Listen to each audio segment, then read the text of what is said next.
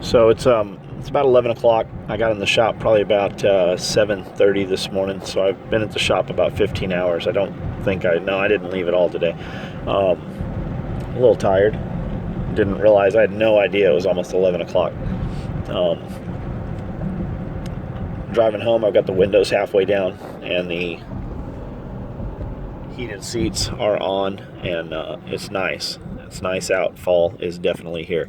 We're a few days into October, and before you know it, Christmas will be here. If you're planting a winter garden, you are almost too late to do so. If you don't have your dirt and everything prepped, you are definitely too late to do so. But before you know it, Christmas will be here. And you better start doing your Christmas shopping now for whoever it is that's important to you that you plan to shop for. It's definitely easier to do it now rather than getting out in the rush. And, you open yourself up to a lot of shit getting out in that those Black Friday sales. You see crazy shit every year, and if you had just done your shopping the day before, you wouldn't have been involved in that crazy shit or the potential to be in that crazy shit. It's just like when you go to the mall, Christmas Eve and the day before and the weekend, before that, they have all the same shit. And really, all the shit they're putting on sale that everybody's trying to go buy is shit that you wouldn't buy anyways. It's not the highest end stuff. It's not. A lot of times they have very limited stock of that stuff, so why even do that? For the little bit you're going to save, really what is your time worth? When I build custom stuff, I build $250 an hour. For me to drive to Nashville, that's 3 hours out of my day there and back, and then to sit in line for, an hour just to get into the damn mall, that's another hour. That's fucking $1,000 I just wasted of my time. So, it just comes down to what's your time worth. But you can shop on Amazon, and I'm not saying don't shop local economy. I would. I just don't have stores here that have the shit that I want in them. Amazon's great, though. I can order it, and it'll show up, and if, God forbid, I have to return it or swap it out, Amazon's way easier to deal with because you don't have to deal with a human being. In any business, that is the most difficulty you will have is dealing with people. People fail and break down and get sick and things happen to them or have personal days. The sewing machine doesn't fucking have those kind of problems. It's the operator. But start your Christmas shopping now. Before you know it, the holidays will be over. We'll probably run a Christmas in October sale. We did a little Christmas in July sale. And when we do that, without fail, there's always some motherfucker that shows up and goes, all you care about is just, money. You're a money-grubbing piece of shit. Christmas in July. And, well, motherfucker, we're a business. What is business? Really, if you break down business in the simplest form is separating your customer from his money.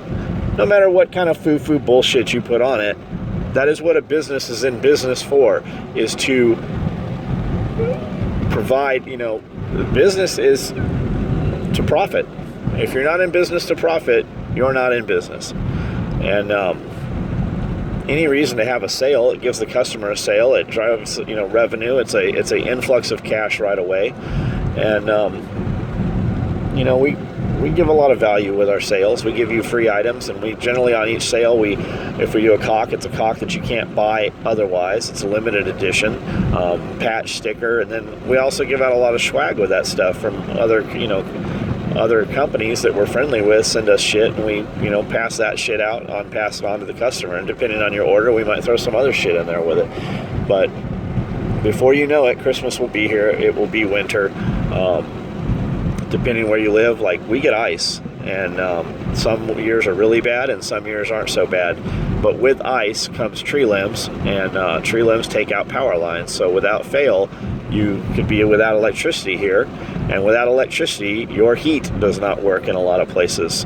So that's back to 3 of everything.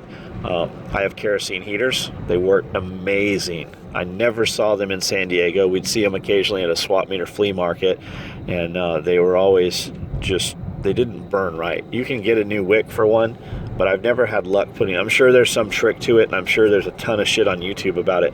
But for $100, on sale or 130 not on sale, you can buy a brand new kerosene heater. And every year I buy a few of them, and we keep them just stashed away for emergencies. And you get a few years out of them before you got to fuck with the wick. But I give them to employees that, when they move here, guys coming from California and shit, they've never burned a kerosene heater. They have no idea.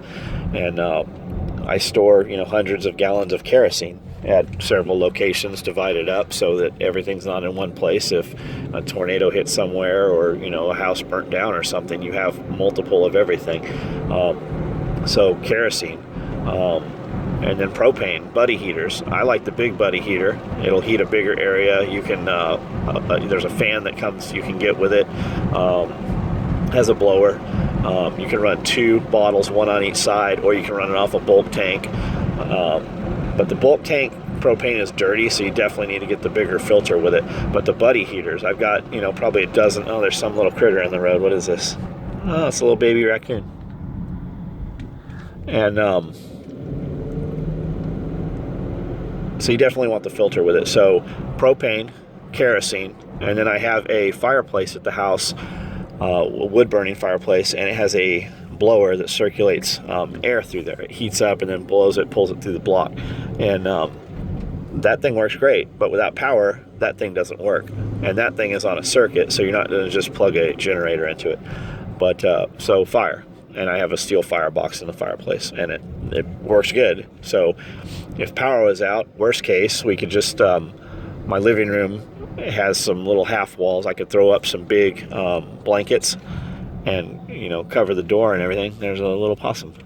And we could just sleep in the living room, bring some mattresses in there and sleep in the living room right next to the fireplace. And if we needed more heat, which we never would, kerosene. But I've got kerosene, I've got wood, and I have propane, in addition to, typical normal heat, natural gas. And that's the same at the shop.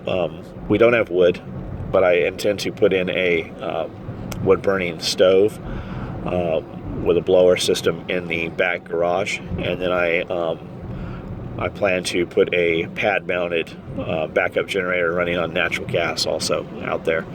And then we've looked at wood furnaces and stuff also, but just three means of everything. And even when your power goes out, so if your power went out, just off an inverter and a car battery, you can run an amazing amount of shit.